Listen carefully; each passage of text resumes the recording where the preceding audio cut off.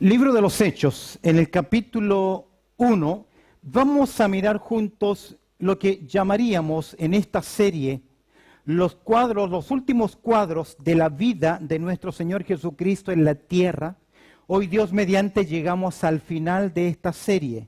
En esta serie, cuadros finales de Jesús en la tierra, si usted ha prestado atención, hemos hablado sobre la entrada triunfal en Jerusalén, la celebración de la última Pascua, la crucifixión. Hemos hablado sobre las últimas palabras de Cristo en la cruz. Hablamos también sobre la tumba vacía, pero en el día de hoy vamos a considerar juntos la ascensión de Cristo, la culminación exitosa de nuestro Señor Jesucristo. La culminación exitosa de nuestro Señor Jesucristo. Si tú miras conmigo en el libro de los Hechos, allá en el capítulo 1, vamos a mirar juntos algunos versículos. Dice el verso 1 lo siguiente: en el primer tratado, Teófilo, hablé acerca de todas las cosas que Jesús comenzó a hacer y enseñar, hasta el día que fue recibido arriba, después de haber dado mandamientos por el Espíritu Santo a los apóstoles que había escogido. Mira el verso 3. A quienes también, después de haber padecido, se presentó como vivo con muchas pruebas indubitables, apareciéndose durante 40 días, hablándoles acerca del reino de Dios. Y estando juntos les mandó que no se fueran de Jerusalén, sino que esperasen la promesa del Padre, la cual les dijo: oísteis de mí. Porque Juan ciertamente bautizó con agua, mas vosotros seréis bautizados con el Espíritu Santo dentro de no muchos días. Entonces los que estaban reunidos le preguntaron, diciendo: Señor, ¿restaurarás el reino a Israel en este tiempo? ¿Qué dice el Señor? Y él les dijo: no os toca a vosotros saber los tiempos o las sazones que el Padre puso en su sola potestad.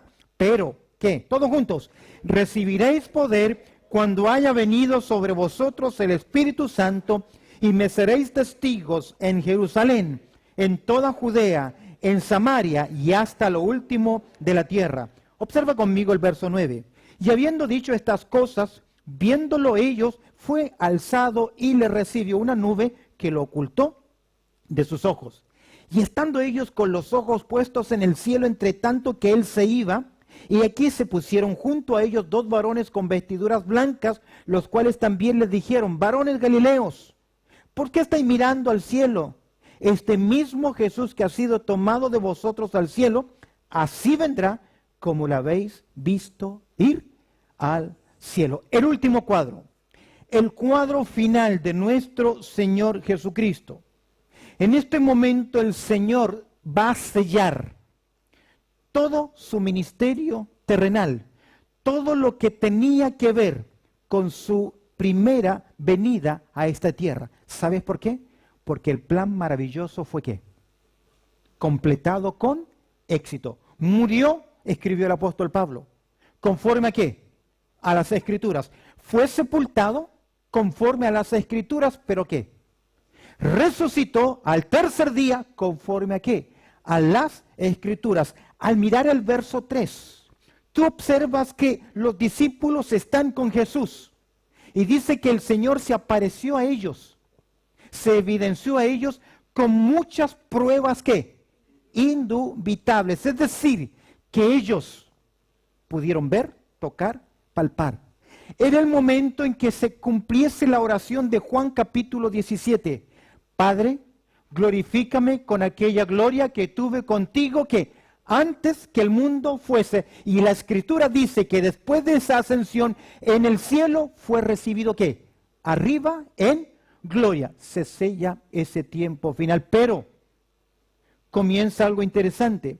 Se cierra de esta forma su ministerio. De esta forma culmina exitosamente, ¿qué cosa? Ese plan maravilloso y que toda la humanidad puede hoy disfrutar. Jesús entonces se despide rumbo al Padre, pero le dice a sus discípulos en verso 8, ¿qué cosa? Ahora la responsabilidad queda ¿en quién? En las manos nuestras, en sus manos y en sus manos. Y el Señor le dice: vosotros vais a ser ahora ¿qué? Mis testigos. Ahora, ¿por qué decimos que culmina y que hay cambios importantes? El último cuadro es importante porque en este punto Desde la ascensión de nuestro Señor Jesucristo es importante porque comienzan nuevas cosas. ¿Cuál es lo importante de la ascensión de Cristo? ¿Qué ocurre? ¿Cuál es la importancia de la ascensión? En primer lugar, quiero que veas conmigo la ascensión de nuestro Señor Jesucristo, el ir al cielo. Lo primero que nos va a mostrar o la importancia que tiene es que la ascensión de Cristo pone fin de forma que visible a la misión terrenal de Jesús. ¿Cuál fue la misión del Señor? Es interesante en el libro a los Hebreos, en el capítulo 10, verso 10, observa conmigo este texto. En esa voluntad, el escritor a los Hebreos está hablando de la voluntad de Dios, del plan de salvación, de que el Hijo venga, se humane, cargue tu pecado, mi pecado en la cruz. El escritor a los Hebreos dice en el verso 10 del capítulo 10, en esa voluntad somos ¿qué? Santificados, apartados para Dios, mediante ¿qué cosa? La ofrenda del cuerpo de Jesucristo, es decir, mediante ¿qué cosa? Su sacrificio en la cruz, lo que Él hizo por mí. Esa ofrenda, le llama el escritor acá, hecha ¿qué? ¿Cuántas veces? Una vez y ¿qué? Para siempre. ¿Por qué? Para siempre. Porque es eficaz. La sangre de Jesucristo, su Hijo, dice la palabra del Señor, ¿qué hace? Nos limpia de todo pecado. Mira Efesios capítulo 1, verso 7. La sangre, ¿en quién tenemos redención por su sangre? El perdón de pecados según las riquezas de ¿qué? De su gracia. Pero ¿en quién tenemos perdón? Ahí lo dice. En la sangre de ¿quién? De Cristo Jesús, porque es la única sangre eficaz. Usted conoce Gálatas capítulo 4, verso 4, que dice, cuando vino el cumplimiento del tiempo, Dios envió. La palabra enviar tiene la idea de encomendar con una misión. Casi es una misión sin retorno si no la puede ¿qué? Cumplir. En cierta forma la misión de Cristo era una misión suicida. Él venía ¿a qué? A morir a esta tierra. Hubiese sido fácil. Como le dijo a Satanás, si tú me adoras, yo te entrego lo que tú quieres. Pero el Señor venía bajo misión. Y al venir bajo misión, Él tenía que obedecer ¿a quién? Al Padre. Es por eso que Lucas, allá en el capítulo 19, verso 10, dice lo siguiente, porque el Hijo del Hombre vino ¿a qué? A buscar y salvar lo que se había perdido. ¿Fue eficaz la obra de Cristo? No los escucho. ¿Fue eficaz? Claro que sí, porque hoy usted está aquí. Amén. Hoy su nombre ya está escrito ¿dónde? En el registro del cielo. Aleluya por eso. Amén, porque su obra fue ¿qué? Eficaz. Y la ascensión de Cristo pone fin. ¿A qué cosa? La ascensión de Cristo pone fin de forma visible a la misión terrenal de nuestro Señor Jesucristo. Es por eso que tiempo después el apóstol Pablo, escribiendo a Timoteo, le diría lo siguiente, 2 Timoteo 2:5, usted lo conoce, porque hay un solo Dios. ¿Qué más? Y un solo mediador entre Dios y los hombres. ¿Cómo se llama? ¿Cómo se llama? Jesucristo. Su misión fue perfecta. Es por eso que Él ahora ¿qué? Ascendió al cielo. La primera implicación entonces, la primera importancia de la ascensión de Cristo es que la ascensión de Cristo pone fin, pone de esta forma fin de forma visible a la misión terrenal de Jesucristo. Pero no solo eso cambia. En segundo lugar, y también muy importante, la ascensión de Cristo da inicio a su ministerio, ¿qué? Como sumo sacerdote, ¿en dónde? En el cielo. Me encanta Hebreos capítulo 4, verso 14. Observa lo que dice. Hebreos capítulo 4, verso 14. La palabra del Señor dice así. Por tanto, teniendo todos juntos, ¿qué? Un gran sumo sacerdote que traspasó los cielos, Jesús, el Hijo de Dios, retengamos nuestra profesión, porque no tenemos, mira el verso siguiente, porque no tenemos un sumo sacerdote que no puede compadecerse de nuestras debilidades, sino uno que fue tentado en todo según nuestra semejanza, pero ¿qué? Sin pecado. ¿Y qué hace ahora el Señor en el cielo? Intercede por nosotros que pecamos. Me encantan las palabras del apóstol Juan en su primera epístola, en el capítulo 2, verso 1. Juan dice así: hijitos, si alguno hubiese ¿qué? Pecado, ¿qué? Abogado tenemos. ¿A quién? A Jesucristo, el justo, porque Él es la propiciación de nuestros pecados. Ahora, cuidado, que Él interceda por nosotros. No sé si entenderá la expresión. No tenemos Chipre libre. ¿Lo entiende? No es que desde el cielo nos han dado una licencia para qué. Haga lo que quiera. No, no se equivoque. No se equivoque. El creyente que peca tiene que confesar. Y cuando confiesa, porque el Padre tiene que ejecutar el juicio. Dios dijo en su palabra, el alma que pecare, ¿qué? Esa morirá. Y de vez en cuando Satanás, su enemigo, usted sabía que tiene un enemigo, que lo tiene, como dicen los salvadoreños, vigiado, que lo observa, que lo ve, que lo observa, que lo mira, que le presta atención cuando usted está sola si se equivoca, o no mejor se equivoca, cuando usted deliberadamente ¿qué? Peca. ¿Sabe qué hace el acusador de los hermanos? ¿Qué hace? Como lo que hizo con Job. Claro, él te ama porque tú lo tienes ahí protegido, ¿no? E intenta acusarnos. Y cuando el Padre dice, sí es cierto, Andrés ha pecado, merece la disciplina, la espada de Dios, el juicio de Dios, ¿quién se pone en pie? El Hijo. Y le dice al Padre, sí es cierto, pero Andrés, José, Pedro, Fernando, ¿qué? Ha creído en mí. Y la sangre de Jesucristo, ¿qué hace? Nos limpia de todo pecado. Y eso es importante. Se pone fin al ministerio visible terrenal de Cristo, pero se inicia un nuevo ministerio, el ministerio de nuestro Señor Jesucristo como sacerdote, que Él comienza a interceder por nosotros. Es interesante, dice Hebreos capítulo 10, verso 12, pero Cristo habiendo ofrecido una vez, para siempre, un solo sacrificio por los pecados, se ha sentado, ¿dónde? A la diestra del Padre. ¿Sabe por qué hay seguridad de salvación? Porque hay alguien que intercede por nosotros. Porque estamos en el Hijo. Porque somos aceptos delante de Dios. Porque estamos en ¿quién? En el amado. No es porque usted es lindo, persevera, o que usted se cree un creyente de historia, de convicciones. No se equivoque. Estamos firmes en la gracia de Dios. Por eso que el escritor dice, de su plenitud tomamos todos.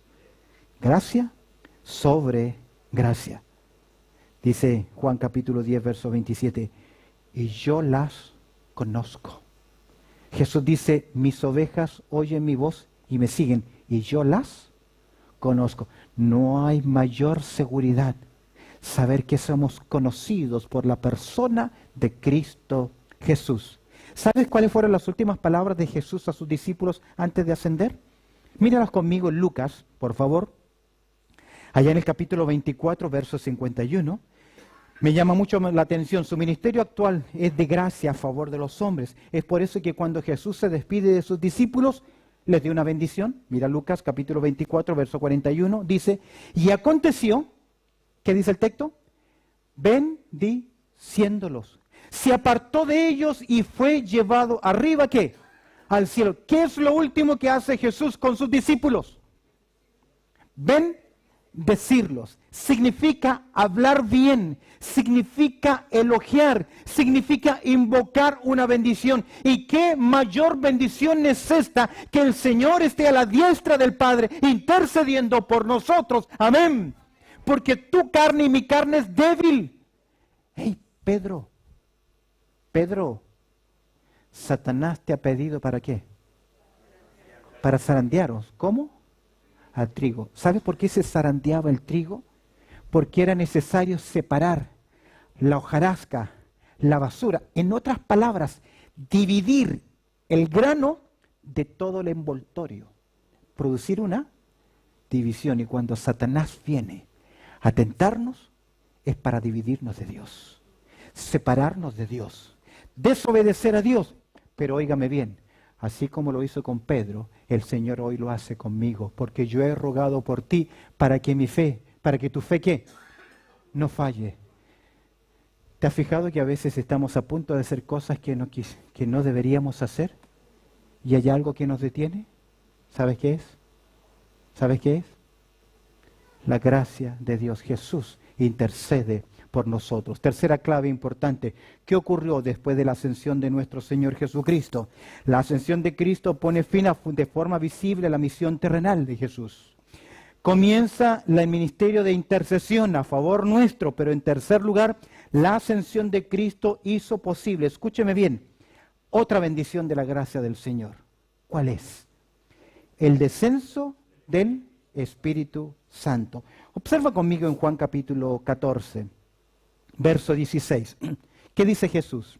Hablando con sus discípulos. Jesús habla con sus discípulos. ¿Y qué le dice? Verso 16. Y yo rogaré al Padre, y os dará, ¿qué cosa? Otro consolador, para que esté con vosotros para siempre. La presencia y la obra del Espíritu Santo siempre han estado en el devenir de los hombres. El Espíritu Santo siempre ha estado obrando en esta tierra. ¿Recuerdas cuando Dios decide voy a borrar a la humanidad? Dice, no contenderá para siempre el Espíritu de Dios con la maldad del hombre. Ahí está el Espíritu Santo. ¿Quieres verlo más atrás? Que el Espíritu de Dios, Génesis 1:2, se movía sobre la faz de las aguas. Siempre ha estado el Espíritu Santo en la experiencia humana, pero desde la ascensión de Cristo, desde Pentecostés, mejor dicho, hasta ahora, el Espíritu Santo ha cobrado un ministerio único, especial. Desde su partida, Jesús lo dijo, hablando acerca del Espíritu Santo, Él dará, ¿qué cosa? Testimonio, ¿de quién? De mí. ¿Sabe quién lo convenció? ¿Quién lo convirtió? ¿Quién lo cambió para venir a Cristo? El Espíritu Santo. Porque Él convencerá al mundo ¿de qué? De pecado, de justicia y de juicio. Usted no puede ser salvo si no es nacido del agua y del Espíritu, si no es lavado por la palabra y no viene a la persona de Cristo Jesús llamado por el Espíritu Santo, porque Él es el que clama junto con los labios de la iglesia, ven a Él pecador, ven a Él que te espera, tu buen Salvador. Él me convenció. Los predicadores, nosotros nos podemos emocionar, podemos tocar su corazón, pero no podemos convertirlos ni cambiarlos. Eso lo hace ¿quién? El Espíritu Santo de Dios. Es por eso que Jesús dice, yo rogaré al Padre. Ahora los discípulos estaban tristes. En capítulo 14 de Juan, los discípulos se sienten tristes. Jesús les dice, no estén tristes, que hay promesa para ellos. Pero quiero que observes lo que prometió Jesús acerca del Espíritu Santo. En Juan capítulo 14, observa conmigo, el plan A llegó a su fin. La obra consumada de Cristo, pero ahora comenzaba el plan B. En ausencia de Cristo en la tierra, en forma visible, ¿quién sí estaría presente en los creyentes? El Espíritu Santo. Y mira la promesa, Juan capítulo 14, verso 18. Jesús le dijo a sus discípulos, ¿qué? No os dejaré, ¿qué? Huérfano. ¿Qué es quedar huérfano? Juan capítulo 14, verso 18. No os dejaré, ¿qué? Huérfano. ¿Qué es estar huérfanos? Desamparados. Solo. Los discípulos podían sentirse así. El Señor se iba. Ellos ya no le verían, un poquito me veréis, luego otro poquito no me veréis, pero llegaría un momento en que el Señor Jesús iría a la casa del Padre. Los discípulos quedarían ¿qué? Sin la presencia visible de Cristo en la tierra. Pero Jesús ¿qué les dice? No van a quedar solos. ¿Por qué? Porque Él tenía para ellos una promesa. Siempre las promesas son importantes. Si usted lee el verso 15 de Juan capítulo 14, una clave importante para recibir las bendiciones de Dios es la obediencia. Si me amáis, guardad ¿qué? Mis mandamientos. No le pida al Señor bendíceme cuando usted está en ¿qué? En desobediencia. No anda bien, no funciona bien. Vemos acá la promesa. En segundo lugar, algo importante sobre el Espíritu Santo, vemos la plegaria de Jesús. En Juan capítulo 14, ya hemos leído el verso 16, la primera parte, Jesús nos dice, yo rogaré al Padre. Hay muchas iglesias que le dicen, hermano, ¿no has recibido el Espíritu Santo? Voy a orar por ti. No necesito que ore por mí para que yo reciba el Espíritu Santo. Porque ya Jesús, ¿qué? Lo hizo. Amén. Y cuando yo recibí a Cristo como mi Salvador personal, ¿qué recibí también? El Espíritu Santo. En Efesios capítulo 1, verso 13 dice, en Él también vosotros, habiendo oído la palabra de verdad, el evangelio de vuestra salvación, y habiendo creído en Él, fuisteis sellados. ¿Con qué? Con el Espíritu Santo de la promesa. ¿Cuál promesa? La que dio Jesús. Vendría el Espíritu Santo. Cuando yo recibo a Cristo, recibo también el Espíritu Santo. Amén. Y es Él el que está en nosotros. Primera de Juan 4:4, cuando dice, mayor es el que está en vosotros que el que está en el mundo. ¿Quién es el que está en nosotros? El Espíritu Santo que hace real a Cristo en nuestras vidas. Vemos la promesa, vemos la plegaria de Jesús. Ahora, pero para que eso ocurriera, era tremendamente importante que nuestro Señor Jesucristo ascendiera al cielo. Vemos la promesa, vemos la plegaria y el Señor Jesucristo tenía que ir al cielo. Juan capítulo 15, mira conmigo el verso 26. Este texto no lo tenemos en pantalla. Juan 15, verso 26. Jesús dice lo siguiente, pero cuando venga el Consolador, aquel a quien yo enviaré del Padre, el Espíritu de verdad, el cual procede del Padre, Él dará testimonio acerca de mí. Era importante que Él orara. Pero también era importante, escúcheme bien, que Cristo ¿qué? Ascendiera. Porque cuando llegara Él al Padre, junto con el Padre, Jesús enviaría ¿a quién? Al Espíritu Santo, que se le llama el Consolador. Observa conmigo en tercer lugar la persona enviada. ¿Quién sería? Mira qué importante. La palabra otro consolador, el término otros, significa alguien de la misma naturaleza, que pertenece a la misma esencia divina, mejor dicho, de la misma clase de Dios. ¿Por qué? Porque el Espíritu Santo es ¿qué? Dios. ¿Ves la promesa? ¿Ves la plegaria? ¿Ves la persona? Ahora interesante, mira conmigo, que hay otra promesa más con respecto al Espíritu Santo. Hay una promesa de morada permanente en el creyente. Y esto es importante. Observa conmigo en Juan capítulo 14, quiero que observes ahí. Verso 17. ¿Lo tienes? Texto importante en sus Biblias. Márquelo porque pone acá en evidencia la diferencia del Espíritu Santo en el Antiguo Testamento al ministerio actual del Espíritu Santo. En el Antiguo Testamento, escúcheme bien, el Espíritu Santo venía sobre los creyentes. Pero luego ¿qué? Se iba. Es por eso que David oraba, no apartes de mí, ¿qué cosa? ¿Tu espíritu? ¿No apartes de mí tu espíritu? Y cuando el Espíritu de Dios se fue de Sansón, ¿qué ocurrió con Sansón? Ya no tuvo ¿qué? Más fuerza. No, el truco no estaba en el pelo. Ese era un voto que él había hecho. No estaba. Por eso, si ustedes se dejan pelo largo, varones, no van a tener más fuerza. No, no sé qué, ni las mujeres tampoco. El secreto estaba en la presencia de Dios en él. Se dice de Daniel que en él moraba el Espíritu de los dioses, el Espíritu Santo. Pero se iba. Pero observa Juan capítulo 14, verso 17.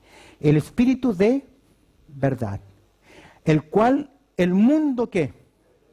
No puede recibir. ¿Por qué no puede recibir? Porque no le ve. ¿Sabes que he oído a creyentes orar y decir así? Voy a orar por un inconverso para que Dios conceda su Espíritu Santo. Más que orar que Dios le conceda el Espíritu Santo, debe orar primero ¿qué? Que se convierta. ¿Lo tiene? Pero a veces creyentes están orando así. Escúcheme bien. El Espíritu de verdad, el cual el mundo no puede recibir porque no le ve, ¿qué más? Ni le conoce, pero, ¿qué es ese pero? Es un cambio, es un contraste, pero vosotros, ¿quiénes son los vosotros? Los discípulos, los creyentes, los apóstoles en el contexto. ¿Le conocéis? Y mira las dos palabritas, las dos preposiciones. Porque mora con vosotros. y estará en vosotros. Al lado de y en.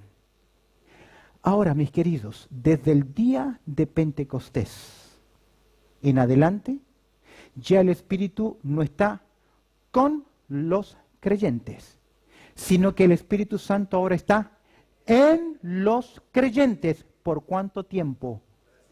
Para siempre. Permanecerá con nosotros para siempre. Ahora, ¿cuál es la primera función del Espíritu Santo en el creyente? En nosotros. Después de convencerlo, después de convertirnos, ¿qué hace el Espíritu Santo en el momento en que yo soy salvo? Primero a los Corintios, capítulo 12, verso 13. Obsérvalo ahí. Primero a los Corintios, capítulo 12, versículo 13. Porque por un solo Espíritu, mírelo, fuimos ¿qué? Todos bautizados. Y la palabra bautizado es ser puestos, colocados, puestos en, sumergidos en, a través de la obra del Espíritu Santo que mora en mi vida. En el momento en que yo me convertí, el Espíritu Santo me puso en el cuerpo de Cristo. Yo soy parte de esa iglesia invisible que un día el Señor Jesucristo vendrá a buscar. Amén. ¿Por qué? Porque soy salvo. El Señor me colocó bautizados en un cuerpo, sean judíos, sean griegos, sean esclavos, sean libres. A todos se nos dio a beber ¿qué? De un mismo espíritu. ¿Cuándo fui bautizado con el Espíritu Santo? En el momento de creer. ¿Y qué es el bautismo del Espíritu Santo? Aquí lo dice. ¿Ser qué? Puestos en el cuerpo de Cristo. Ese ministerio actual del Espíritu Santo comenzó desde el momento en que el Señor Jesucristo debía ascender al cielo. Rápidamente, en cuarto lugar, cosas que cambiaron. La ascensión de Cristo, escúcheme bien, garantiza el hecho de su segunda venida visible a esta tierra.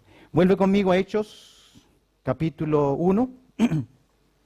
Observe conmigo el verso 10. Algo importantísimo acá. La ascensión de Cristo garantiza el hecho de su segunda venida visible a esta tierra. Mira el verso 10. Y estando ellos con los ojos puestos en el cielo. ¿Por qué están los discípulos así? ¿Por qué? Porque el Señor, desafiando todas las leyes de la gravedad, ¿qué? Comenzó a elevarse, a ascender. Oye, qué hecho más sorprendente. Hoy tal vez por la tecnología hay mucha propulsión a aire, de presión de agua. Podemos ver personas que se levantan, pero aquel tiempo ni salto alto había. No sé si ya los griegos lo habían inventado, pero creo que los deportes de los griegos eran más físicos, más luchas y carreras que estas otras competencias de salto alto. Nunca habían visto algo así, un fenómeno para observar. Imagínate acá el Señor ascendiendo. Y estos personajes, mira el verso 11, estos dos personajes con vestiduras blancas, dice el verso 11, los cuales también les dijeron, ¿qué le dijeron? Varones Galileos, ¿por qué estáis mirando al cielo? Este mismo Jesús, no otro, el mismo que murió, el mismo que fue sepultado, el mismo que resucitó, no una copia, el mismo que dice el texto, míralo conmigo, ¿qué dice? Este mismo, todos juntos, este mismo Jesús que ha sido tomado de vosotros al cielo, ¿qué dice? Así vendrá como le habéis visto que ir al cielo. En otras palabras, los mensajeros celestiales están garantizando, ¿qué cosa?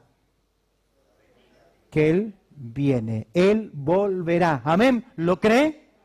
La ascensión al cielo es en una forma visible, es una evidencia, es una ilustración, es una analogía del retorno de Cristo a la tierra, porque un día Él volverá. Mira el verso 12. Entonces volvieron a Jerusalén desde el monte que se llama ¿qué? El Olivar, el cual está cerca de Jerusalén, camino a un día de reposo. Me llama la atención que se mencione el monte Olivar, porque los ángeles le dijeron, desde aquí mismo, como ustedes lo han visto, ¿qué? Ir, Él va a volver. Y me llama la atención, llamado el Olivar, Porque Zacarías, capítulo 14, verso 4, dice lo siguiente: que Jehová de los ejércitos, que el Mesías vendrá a Israel. Y mira lo que dice: y se afirmarán sus pies. ¿En dónde? En aquel día sobre el monte ¿de qué? De los Olivos, que está enfrente de Jerusalén, al oriente, y el monte de los Olivos, ¿qué? Se partirá por medio hacia el oriente y hacia el occidente, haciendo un valle muy grande, y la mitad del monte se apartará hacia el norte y la otra mitad, ¿qué? Hacia el sur. ¿Qué dijo Zacarías? Que un día vendría el Mesías, ¿dónde? Al monte de los Olivos, ¿dónde está Jesús con sus discípulos? Pero Zacarías dice algo más: que cuando Él venga y ponga sus pies, ¿qué va a ocurrir? Se va a separar frente a Jerusalén. Dios, a su Hijo el Mesías, cuando Él ponga sus pies sobre esta tierra, le va a hacer ¿qué cosa? Una carretera. Nosotros hablábamos hace un par de domingos atrás, hablábamos del domingo de la entrada triunfal en Jerusalén. No fue la entrada triunfal, va a ser esta. Zacarías capítulo 14, porque Dios le va a abrir ¿qué cosa? Un camino para que entre ¿quién? Rey de reyes y ¿qué? Y Señor de señores. Él va a volver, amén. Pero no se confunda, es su venida visible, es su revelación. Apocalipsis capítulo 1, verso 7. Abre tu Biblia ahí, por favor, quiero que observes conmigo. ¿Cómo será la venida visible de Cristo a la tierra? Observa conmigo, Apocalipsis capítulo 1, verso 7. ¿Cómo va a ser? En primer lugar, ¿cómo será la venida visible de Cristo a la tierra? Avanza allá atrás. ¿Qué dice el texto? Aquí, ¿qué? ¿Qué viene? Aquí hay una afirmación. ¿Sabes que esa expresión, aquí, significa ven a mirar, observa, presta atención, mira? ¿Y cómo va a ser su venida? En primer lugar, su venida va a ser ¿qué? Personal. He aquí que viene. ¿Quién viene? ¿Sabes que el término viene, venir, es un término mesiánico? Juan, cuando está en la cárcel, Juan el Bautista, Mateo capítulo 11, y manda a preguntar a través de sus discípulos a Jesús. ¿Cuál es la pregunta? ¿Eres tú quién? El que ha de venir, porque es un término mesiánico. En primer lugar, aquí vemos que la venida del Señor será personal. Observa, en segundo lugar, no simplemente personal, sino que también será gloriosa. ¿Por qué? ¿Qué dice el texto? Aquí que vienen, ¿qué? Con las nubes. Y ahora, las nubes en las Escrituras pueden significar tres cosas, por lo menos. La composición gaseosa, las nubes que vemos. Segundo lugar, puede significar un conjunto de personas, Hebreos capítulo 12, verso 1, teniendo alrededor nuestro tan grande que, nube de qué, de testigo, describe un grupo de personas. Pero la clave acá es, la nube muchas veces representa la gloria de Dios. Cuando Él venga por segunda vez, será personal, será en segundo lugar gloriosa, tercer lugar será visible. ¿Qué dice el texto? Y todo ojo le verá. Hasta antes de la invención de la televisión era difícil pensar esto. Hasta antes de la internet las señales tardaban tanto. Si usted vino hace 35 años atrás, ¿cuánto tardaba una carta? ¿Cuánto tardaba en saber lo que le estaba pasando a su familia al otro lado del charco? ¿Ah? ¿Cuánto tiempo? O tenía que ir a la ciudad a través de la operadora y esperar. No era fácil. Pero hoy con la tecnología, y yo no creo que es la tecnología solamente. Yo creo que el Señor no viene ni del norte ni del sur, va a venir de uno de los dos costados de la tierra. De tal forma que cuando la tierra gira, ¿cuánto tiempo se demora en girar? El día y noche, 24 horas. Cuando eso ocurre, usted ve en 24 horas, puede ver el sol, en 24 horas puede volver a ver la luna, y en 24 horas verán ¿qué cosa? Al Hijo del Hombre viniendo ¿qué?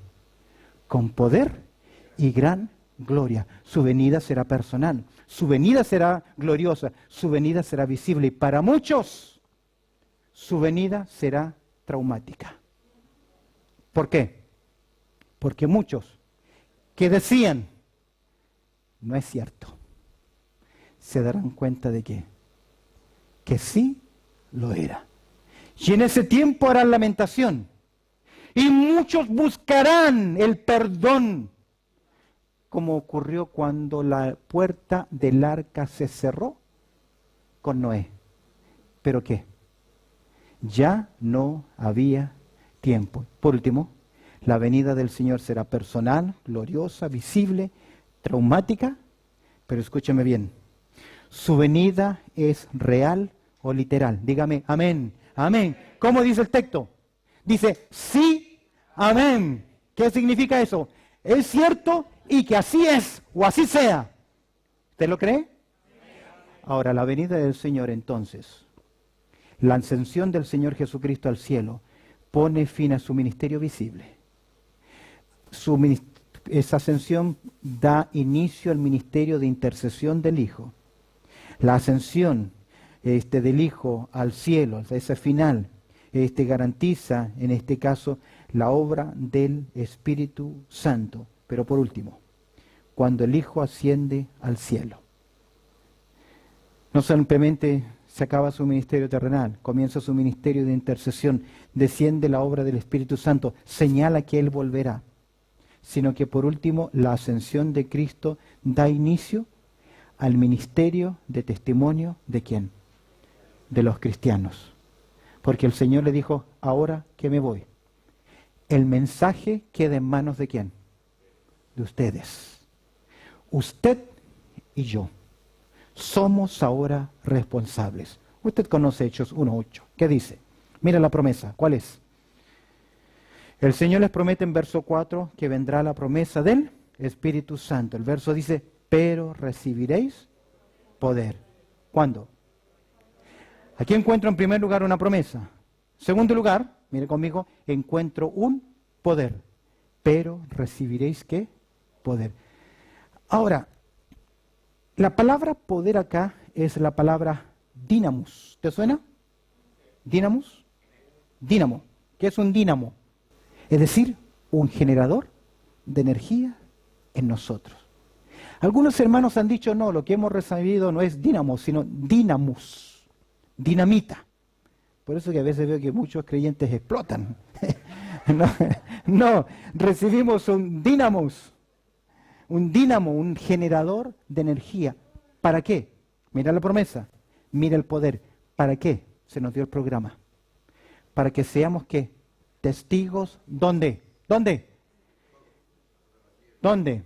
Jerusalén, Judea, Samaria y hasta lo último de la tierra. ¿Sabes que la idea del texto es que mientras lo eres en Jerusalén, sélo también en Judea?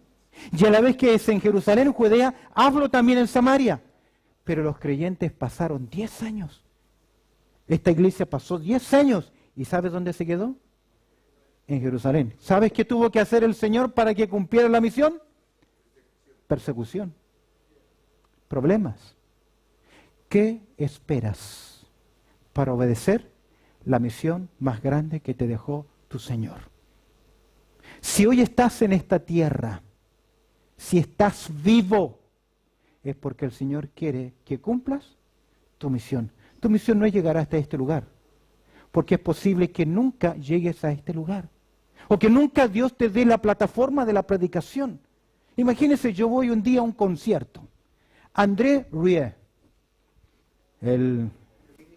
y yo que toco guitarra, le digo, oye, yo quiero que quites el de la guitarra y me pongas a mí.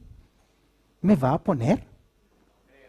Porque cada uno tiene que su lugar. Mi función en el recital es ser un espectador. Ahora, yo no sé cuál será la función suya en la iglesia, en la obra del Señor, pero sí sé que usted tiene una misión, y es predicar el Evangelio. Y si usted no cumple, va a dar ¿qué? Cuenta. Es por eso que la palabra de Dios dice, ¿cómo oirán sin haber quien les predique? Pablo le escribe a Timoteo lo siguiente, palabra fiel y digna de ser recibida de quién. ¿Ah? Es decir, todos deben oír. Pero para que todos oigan, usted debe ¿qué? Cumplir con esa misión. Observa Romanos 10:4, 10:14. ¿Cómo pues invocarán a aquel en el cual, ¿qué? No han oído? ¿Y cómo oirán? ¿Y cómo creerán en aquel de quien no han oído? ¿Y cómo oirán sin haber quien les predique? Alguien tiene que decir, Jesús se fue. Su obra fue consumada, pero necesitas creer en esa obra. La ascensión de Cristo, la culminación que exitosa. Amén. Bendito Padre Celestial, te damos gracias, Señor, por tu amor y tu cuidado y por esta, Señor, estudio bíblico, doctrinal, pero que nos hace ver la parte práctica, nuestra responsabilidad. Añade tu bendición al ministerio de tu palabra, pues oramos a través del precioso nombre de Cristo Jesús. Amén y amén.